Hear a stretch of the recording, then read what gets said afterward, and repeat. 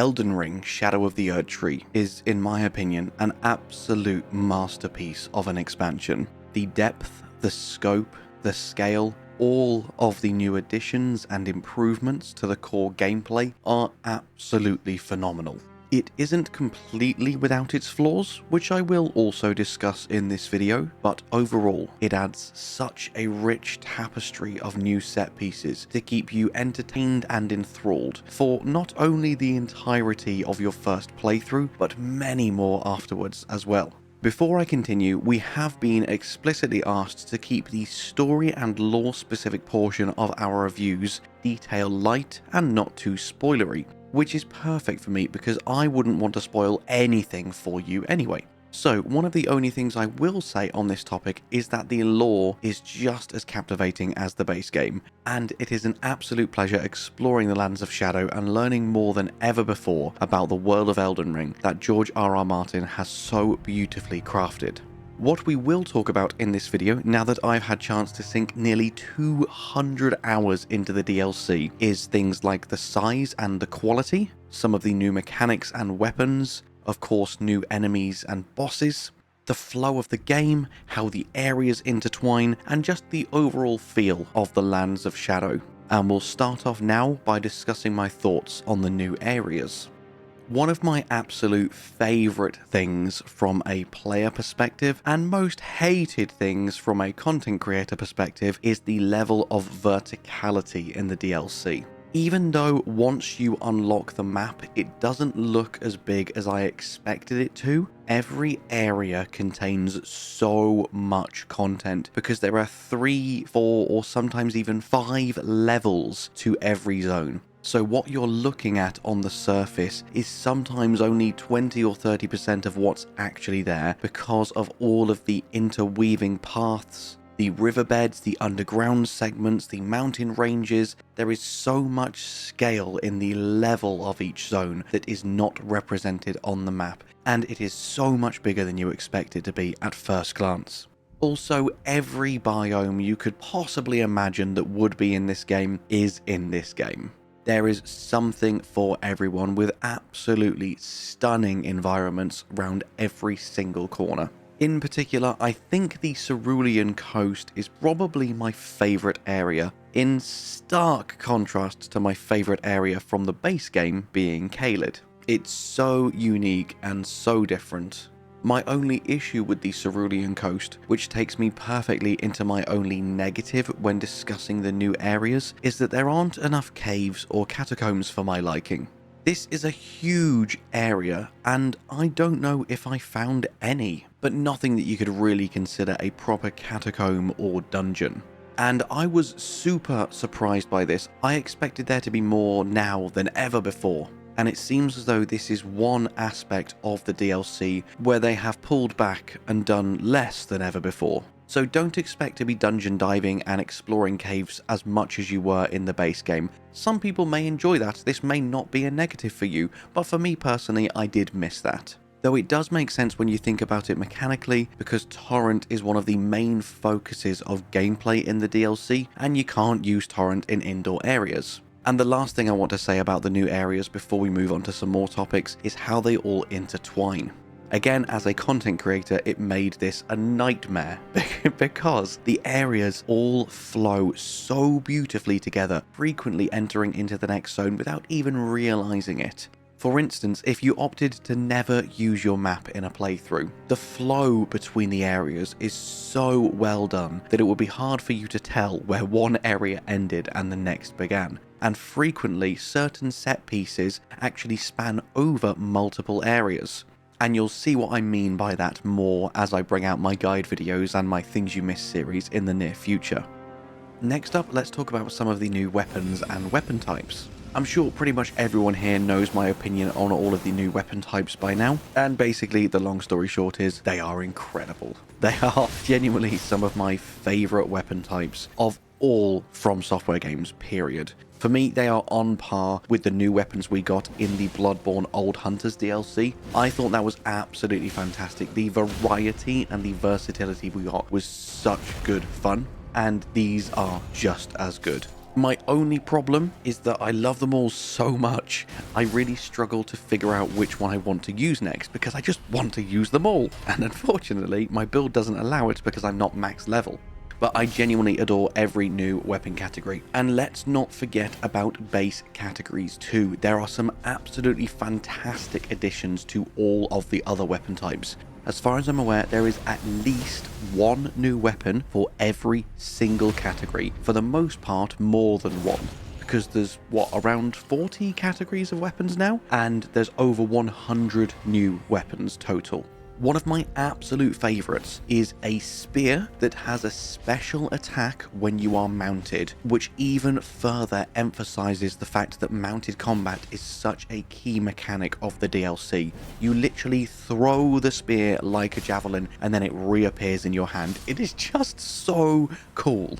If I had to nitpick and give one criticism, because I'd like to try and give at least one criticism of each category I'm going to discuss today, no matter how minor, because I want it to be fair, and I don't want you to go in thinking that this is literally the perfect game and that we will never get another game better, because of course things can always improve. So my only real criticism of weapons is that I feel like there could be more weapons for the new categories.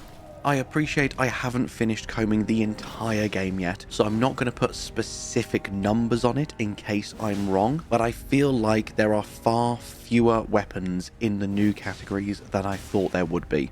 I thought it would be roughly a 50-50 split between weapons for the new categories and weapons for the old categories. But at the moment, it seems like the old categories are getting a lot more love, and these 8 new weapon types just don't have as many options as I thought they would.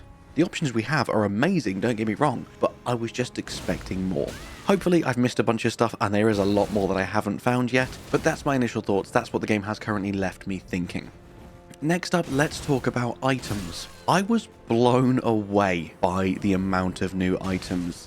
Going into this review, I did not feel like there'd be a need to do a specific item category. It feels like a really random category to do for a review.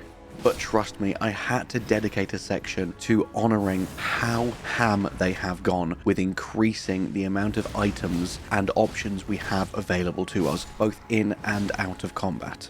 It feels like the amount of new categories of cookbooks are just endless. Every time I think, okay, now I have found all of the new categories of cookbooks, suddenly a brand new one that I have never heard of pops up. So of course we have lots of upgrades to already existing items, we've got better defensive consumables, better throwing pots, etc. But there is also so many completely new categories of items, which I was just not expecting. Again, I don't want to spoil too much for you, so I won't give you too many specifics, but one example that I just have to give you because it is absolutely fantastic. You can now get a Golden Vow item. There is literally a cookbook that will allow you to craft little stones of Golden Vow, and when you pop them, they will apply the Golden Vow buff to you.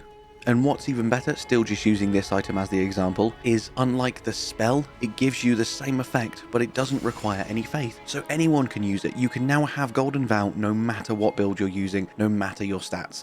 And there are so many items along the same vein as this, making our builds and our potential playstyles just so vast and varied. And that is a truly amazing change that I was not expecting in the DLC. Of course, it wouldn't be a Dom's Roundtable video if I didn't talk about enemies and bosses. I will start out with my only real criticism of this section, and that's the fact that there are once again many repeat bosses. In the first zone alone, I fought the same boss 3 times and another boss twice. Luckily, they are bosses I enjoy, so I didn't really mind it, but I know it's one of the only things that a large portion of people didn't enjoy about the base game. One thing I will tell you about repeat bosses, so cover your ears if you want literally no spoilers, is the fact that you seem to face so many of the exact same dragon.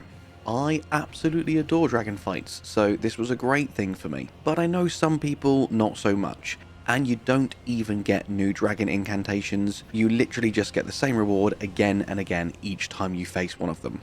And as they can be considered mini-bosses, another one that repeats frequently are the furnace golems. And though some of them do have a certain gimmick, so the actual fight changes up somewhat for the occasional furnace golem, but for the most part you are just fighting the same enemy again and again in pretty much every single area of the DLC. However, now for the good news. Aside from some of the more repetitive open world bosses, there are many incredibly awesome additions. Again, I am not planning on spoiling anything for you, so the only two I will name by name, because we have all already seen them many times before, are the Dancing Lion and Relana. All of the new major bosses are of their quality or better. There are some incredibly awesome new encounters in the DLC that I cannot wait for you to experience. And one thing that I love that they have done with the enemies is not only are there a bunch of new enemy types, so you will not get bored, you will experience loads of new encounters, but also almost every single enemy type from the base game is back in a different form in the DLC. So you'll be facing Misbegotten, you'll be facing undead skeletal beastmen, you'll be facing demi-humans, but new varieties of them, new versions of them, and in different areas. And it's really cool having nods to the base game, especially because of what the Lands of Shadow is and what it represents. Again, I'm not going into story spoilers, but you'll know what I mean when you start playing yourself. There's a reason why these enemies are repeating and recurring, and it's really, really cool, honestly. Hopefully my review has given you enough to go on to help you make that decision and determine whether you are going to plunge in to the Shadow of the Erdtree if you are still on the fence. As I say, it's not perfect. There are a few changes I would make and a few additions to the game as well. I wish there were more new weapons, I wish there were more new dungeons and caves, but them few gripes aside, I have still really enjoyed my first 200 hours in Shadow of the Erdtree, and I am so excited for hundreds and hundreds more. So it would be an honour to have you join me on this journey, my friends, by subscribing to the channel and keeping your eye out for much more Shadow of the Erdtree content to come from Dom's Roundtable. And with that, all that's left for me to say is thank you so much for watching. I hope you have an amazing day, and I'll see you in the next one. Bye bye.